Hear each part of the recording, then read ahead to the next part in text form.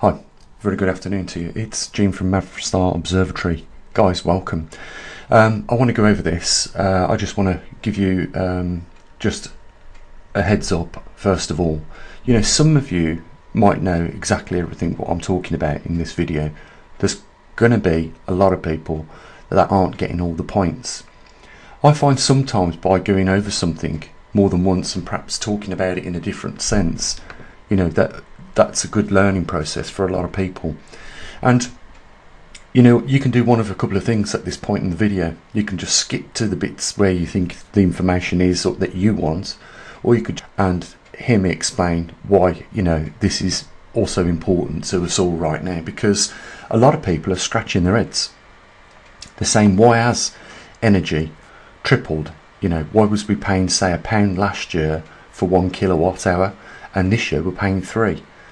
You know, at the same time as, you know, we're paying 2/3 more for our electric and energy right now, the government is collecting, you know, those 2/3 more tax on the energy that we buy. So governments are making a lot of money, and a network of global energy providers are also making money, and I believe they must have come together, all of them, you know, to rig the monopoly which is taking place right now. And this is what really is affecting all our lives. Now, you might have in your own country, regardless of where that is, I think we'll all agree on one thing, is that, you know, this is affecting everybody globally. You know, internationally, costs of energy are soaring right now. I believe it is by design. I reckon they are just now fleecing us all for what they can. But they're going to run into a lot of trouble further down the road. And eventually, the lies that they are all talking about, governments, major corporations, are going to come out. And at some point, something has to be done about it. You know, we have got to stop, first of all, being complacent and allowing this to happen. Because you've got no other place to go when your back is in the corner. And you are slowly being moved into that corner, I guarantee you. You know, for a lot of people, they're already there. You know, we are seeing people all over this world be displaced because of the situation financially that they've been put in by these greedy pigs at the trough. Now, I brought to people's attention the other day that something had changed about the National Grid Live. This is just, you know, how we source our different varieties of energy to create, you know, to meet the demand. As you can see right now, we are producing 35.4 gigawatts of electricity, and we are using 30.6 gigawatts. The rest is being exported. You can see the 4.8 gigawatts there has been exported. But the time, the price, the frequency, the demand, and the generation and exports is a brand new column that they've added to the National Grid Live. The reason why they've done this is because they've promised power cuts coming up in the next couple of months. And the reason why they've added the frequency there is that so that people can learn about the frequency, learn about what it is that actually shuts the power down. So, you know, they've got their little question mark here, which you can click and read for yourself. The National Grid is largely required to maintain a frequency between 49.5 Hz and 50 Hz. Here in the UK, we generally produce electricity at 230, 240 volts and at the frequency of 50 Hz.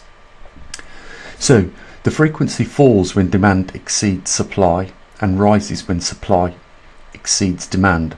So supply is continuously adjusted to balance demand. If supply can be increased and the frequency falls below 48.8 Hz, a process known as low frequency demand disconnect is triggered. So basically it is at that point where your electricity will be cut and you'll experience a power cut. This is what they've promised is going to happen more and more, and I guarantee you the only reason why they added the frequency in the charts now, as well as all the other things, is to justify those power cuts. Now, I could have cherry-picked the data yesterday from the National Grid, but you can see right now we are using 58.9% fossil fuels, and we're not doing too good on the solar photovoltaic energy input. That's because it's very early in the morning and the sun is not up to its point at where it will start generating solar power. But we are, however, as you can see, generating 35.8% electricity by, or the total of the total demand by wind power. Pump storage down there in the blue category is where they pump water off peak when the electricity is cheaper up to a reservoir, and then they release it during peak time. So they've got like a battery that they can store. But trust me, if you've got to move something up to a higher altitude, then you're not, the actual energy that is being used in that process to get that water up to the top is costing more. There is more energy going into moving something up at a higher level because the gravity is having to be overcome, and that's what the pumps do. So you will never generate the energy or more energy through allowing those pumps then to be switched off and then allowing the water to fall from that reservoir from a higher place down to a lower place. You will never regain the energy loss, because it costs more energy to move something up to a higher level because you're having to overcome, like I say, gravity. So we've also got nuclear down there, which is always around about the same, 15% that goes into the grid. The reason why I'm talking about this is because energy is going up, and it's going up on the pretext of a massive global lie.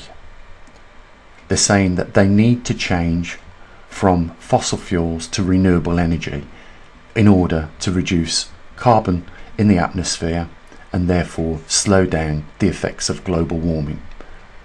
I'm going to show you later on in this video and expose this big lie for you, because what is happening right now with the levels of CO2 is perfectly and utterly standard for where we are at this point in a particular cycle, and I'll show you the cycle later on. But generally, when we increase the cost of energy to the industrial sector and the public sector, what we are doing is sending everything up across the range. So not only are we paying 2 times more tax for the energy that we're buying, not only are we paying the electric companies twice as much as what we was 12 months ago, we're also paying extra for our food, our fuel that we put in the car, our fuel that we heat the house. Everything goes up when you adjust the cost of energy. There is no good reason other than what they are telling us, that they need to cut CO2 and reach net carbon zero by 2030, 2035. Problem is if you look at the national grid on a daily basis, you will see the renewable energy suffering terribly because there is not enough sun power, or there is too much cloud cover. Therefore the solar photovoltaic cells, the solar panels, aren't collecting as much energy, and some days there is no wind, and therefore there is not 10.95 gigawatts being generated, or 35% as there is right now. And what that means is that the majority of the source of the fuel that is converted into energy is used by gas combined cycles. As you can see today, it's at it is just short of 58.9%. So, if energy goes up, how it affects agriculture. They can't use or can't afford to put the fertilizers on the ground, because fertilizers, in order for them to be made, requires a lot of energy. Your steel works, all the steel prices are going to go up. Everything, trust me, every single thing will go up. This is like a one switch or a one control where you can really squeeze out every last penny out of a country just by doing this.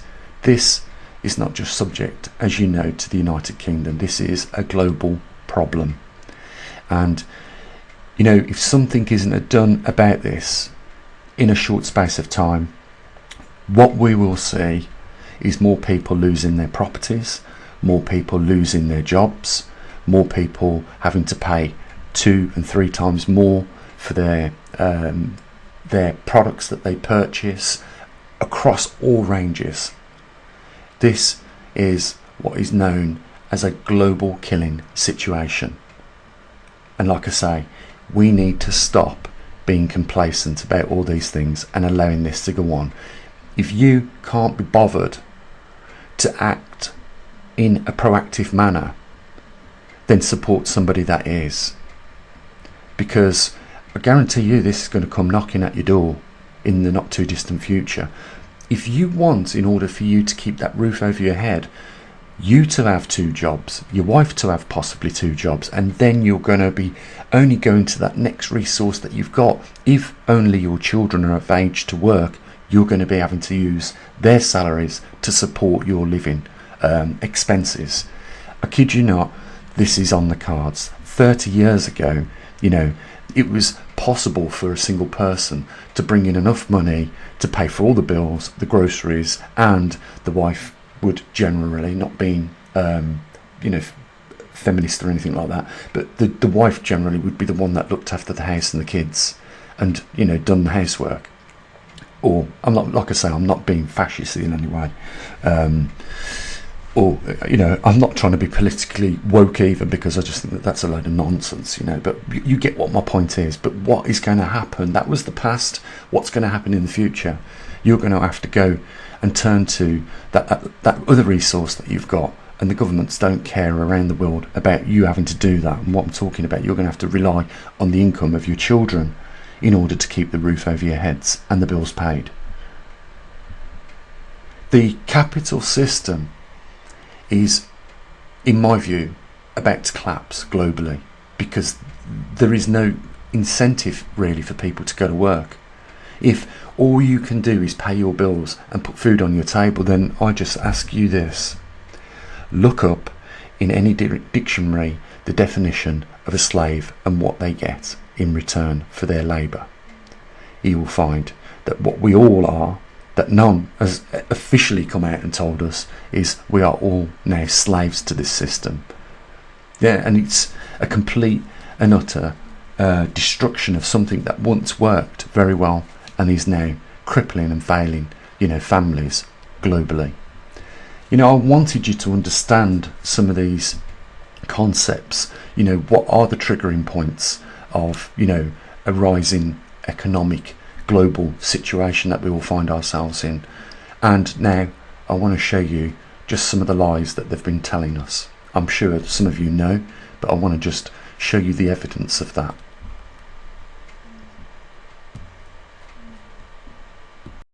So I said I would give you evidence, to prove that they're lying to us. We've got CO2, which is being blamed for being a greenhouse gas and warming up our atmosphere, and that was the pretext on which actions was taken to go renewable with wind, solar and other technologies that are supposedly not consuming CO2. But as we saw today, even with what we've done to this point in time, we are still having to consume 60%, even at this point in time. You look at the last chart I showed you, 60% burning gas to produce energy, which is producing CO2.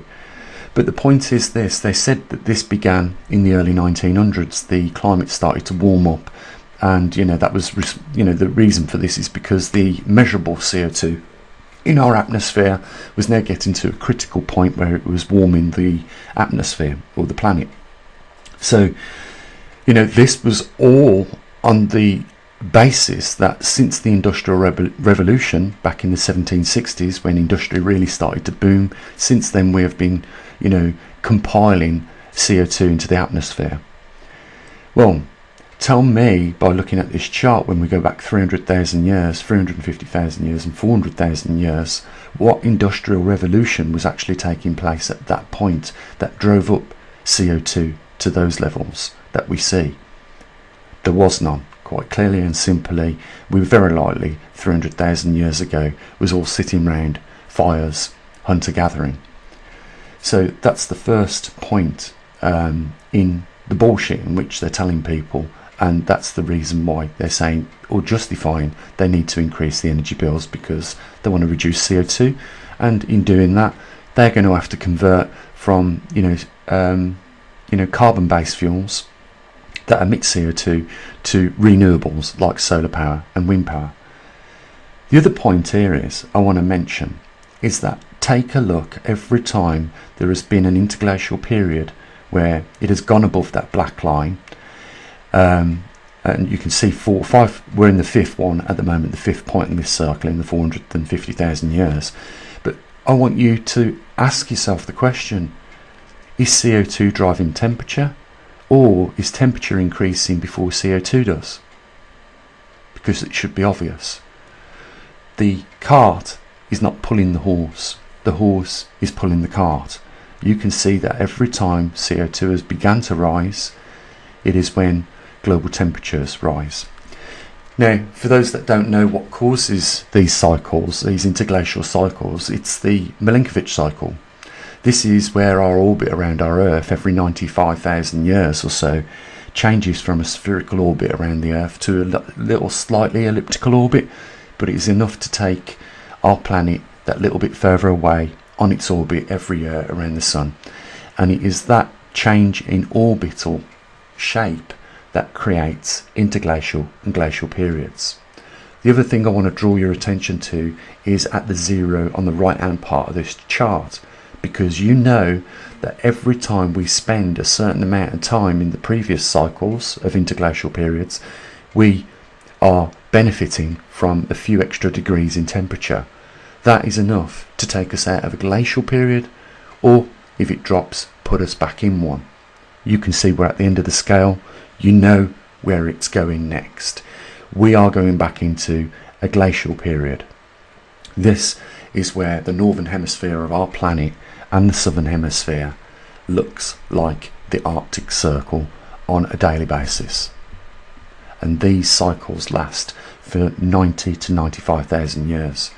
It's not just that, is that we are already 6 to 8,000 years returning into this glacial cycle. Now, as we have seen time and time again over the last 450,000 years, the CO2 will drop as soon as the driver of the CO2 that makes it rise in the first place drops. I'm talking about temperature. When global temperatures drop, look, CO2 drops. So this is a natural occurring cycle that has been scientifically understood for a long period of time, and what they are saying is clearly motivated by the greed to take more money off of more people. Now, we have to do something at this point. Not only are we entering back into a glacial period, we are experiencing a once in 780,000 years anomaly, the magnetic pole reversal. Don't take this lightly. We could see some massive changes in as little as 6 months that would accelerate, climatic problems on this Earth for us, and we have not prepared in any way, like or form with regards to our governments understanding the problems and doing something about them, or preparing for them at least. Because we've all seen over the last couple of years when countries like the United States, and the particular state I'm talking about is Texas, when they have once in 100-year snowfall and it knocks out the power grids and affects millions of people. That is what we've got coming more frequently, and the magnitude of these events are obviously going to affect more people widely. We are seeing some really shocking anomalies like floods, droughts, early forest fires. Yes, climate change is actually taking place, but not for the reasons that we are being told. God knows what they're doing with this money that they're generating, because they are generating trillions and trillions of pounds globally. What are they doing with that money? I do not know. I can only guess. I guess it's going in their back pockets, and they're using it to buy more yachts, their own safety nets, like storage facilities for their things that they will need in a time of crisis, or for them to try and keep some form of continuity of government during a global famine or pandemic like we have been seeing, and now almost a war. Be careful of the distractions. be careful of the modern methods that they use to take and extract your money off you. And please, please don't feel powerless to not be able to do something about this, because globally we can do something about this. And it starts by exposing the lies that they use as a pretext to take your money. The reason why some of the people you know in your little networks already are on the streets looking for the next meal is because they have been kicked out the game early. It is just a matter of time before our luck runs out and we're out on the same avenue as those people. You know, we all have to start working together, and we need to do something about addressing this modern climate of rubbish politicians, because it is clear they are no longer serving the public interest and haven't for quite some time. I'm sure you'll agree. Guys, hopefully, you know, you are trying to get a better image of what is going on and what more to expect in the coming months and years. It's not a good outlook if we continue to do nothing about it. Nobody has ever addressed a problem in the entire human history by doing nothing about it. That's why we all need to work together and work with each other and establish some common ground on these subjects. And then we can begin to take that next step.